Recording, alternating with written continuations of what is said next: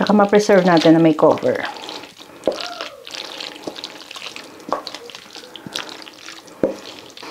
So, ayan na guys.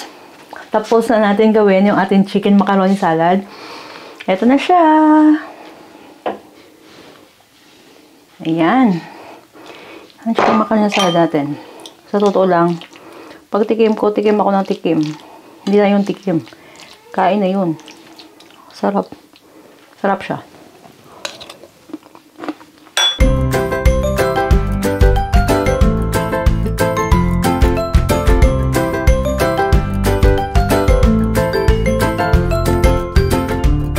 Today, gumawa ako ng mushroom soup.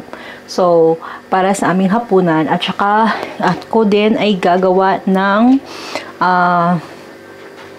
macaroni salad. So, na-prepare ko na actually ang mga ingredients natin dito for our macaroni salad while cooking ng mushroom soup.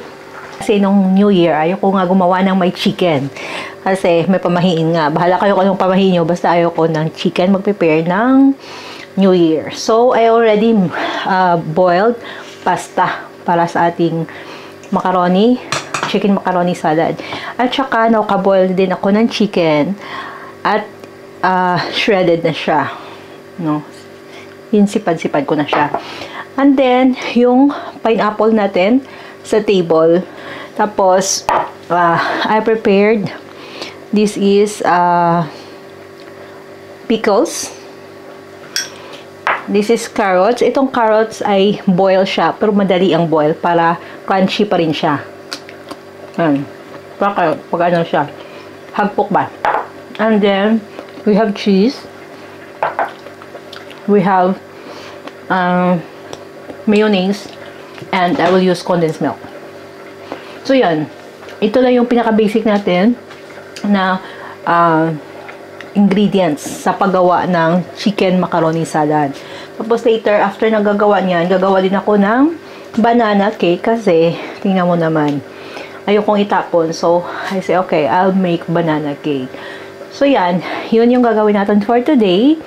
Para today, ngayong gabi na. So, yan. I'll show you my mushroom soup. Yan. Yan po yung mushroom soup natin. Fresh po yung mushrooms na ginamit natin. So, ayan. To start mixing the making a macaroni salad. Balilagay natin tong ating tumalon. Ating macaroni na pasta na naboil na natin. Tapos, ay, shock. Feeling ko sobrang dami ng pasta. So, kontian ko lang. Because you can still use this pasta pang, pang soup. Pwede mo naman i-frozen to. So, ayan. I put a bit of pasta. Hindi ko inubos. Meron pa siya. Tapos, I will put first this mayonnaise. Yan, lagay natin muna to.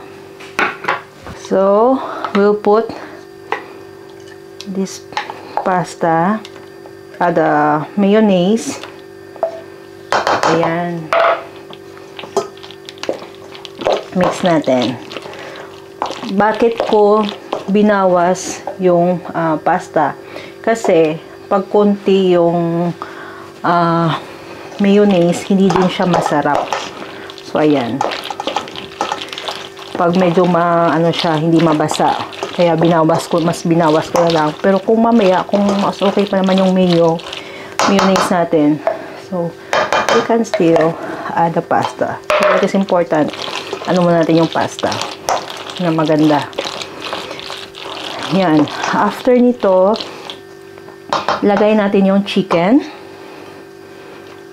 Yan. Shredded chicken.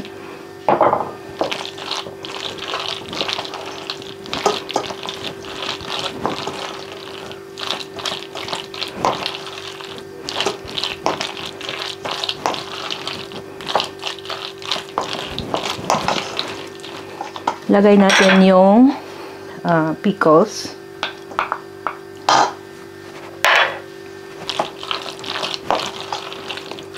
At saka yung carrot.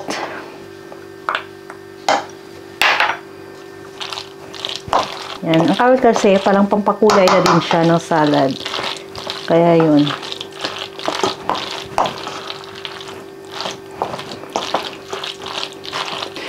Tapos, lagay natin to ang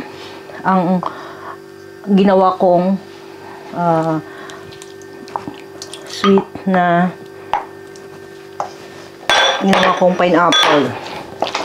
Ayan. Actually, minsan nadadala dito yung pineapple din siya eh. Ginamit ko pala is brown sugar. Kaya medyo dark yung pineapple natin. Then, I will put the cheese. Dito, nahirapan pa rin ako maghanap ng cheese. Kasi yung mga cheese na mga kagaya sa atin na palang cheddar, hindi ko pa rin nahanap. Ito lang yung medyo akma sa lasa ko, panlasa ko. So, konti lang yung nilagay ko. Lahat po to, wala pong measure sa akin. Basta pag nakita niyo yung consistency ng ano natin ganito, yan. Okay na yan. So, nakita mo, binawasan ko yung pasta. Kung hindi ko binawas yung pasta, mano to, dry. So, let's try. Actually, it's really good. Pero, hindi pa natin nalagyan ng asin. Have to put pepper, powder, have to put salt,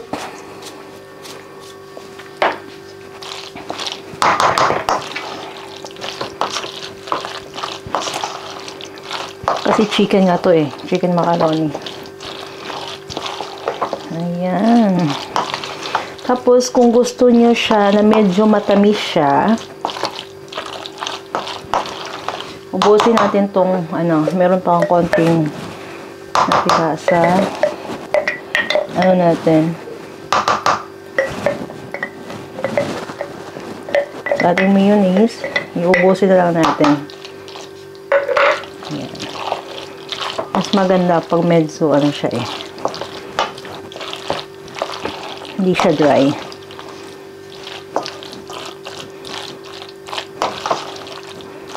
Ayan. So, if you want a bit sweeter din. I'm not using sugar. I'm using condensed milk. So, I'm using condensed milk for, I usually use Nestle. Nestle products talaga ako. So, as you can see, ang ano lang talaga sa paggawa nito ay yung pag-boil ng mga vegetable at pagsa-slice niya. Pero, pag okay na lahat yun, prepared na lahat, madali na lang siya. Mix-mix na lang talaga siya. Ayan. So, this is our chicken macaroni salad. Preference nyo lang naman yung mga ingredients. Wala po ako measurement. Sorry.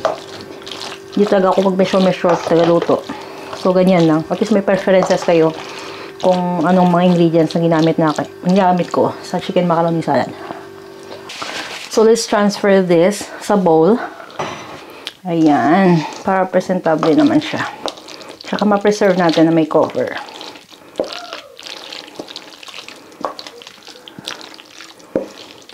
So, ayan na guys. Tapos na natin gawin yung ating chicken macaroni salad. Ito na siya. Ayan. Ang chicken macaroni salad natin. Sa totoo lang, pag tikim ako ng tikim. Hindi na yung tikim. Kain na yun. Sarap. Sarap siya. Ayan na.